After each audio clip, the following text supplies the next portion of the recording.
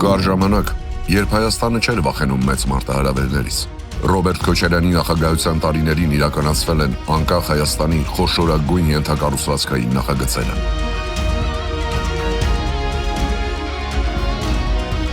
Դիլիջանի թունելը, Վարդենյաց լեռնանցքը, Դավթաշենի կամուրջը, Զվարթնոց միջազգային օդանավակայանը, Հյուսիսային պողոտան, Կասկադը։ Վերակառուցվել է Աղետի գոտին և շատ ու շատ այլ նախագծեր, որոնք կտրուկ բարելավեցին քաղաքացու կյանքի որակը։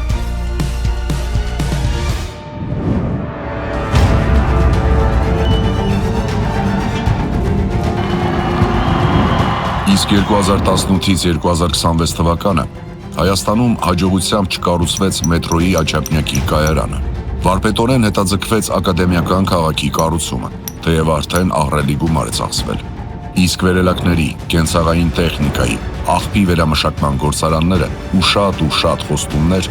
պարզվեց սուտ էին։ Մեծ արդյունքների համար պետք է շարժվել մեծ քայլերով։ Մենք աշխատելու ենք դեպի Ռուսաստան, Աբխազիայով անցնող երկաթգծի բացման ուղղությամբ։ Պլանավորում ենք Դավթաշենի երկրորդ կամուրջի կառուցումը։ Երևանում կկառուցվի առնվազն մետրոյի 2 նոր կայարան և բազմաթիվ այլ խոշոր ծրագրեր։ Նախագծեր, որոնք այսօրվա և գալիք սերունդների համար են։ Մեծ քայլերով դեպի մեծ ապագա։ Հայաստան դաշինք, միասին կարող ենք։ Ընտրիր 17-ը, ընտրիր Հայաստանը։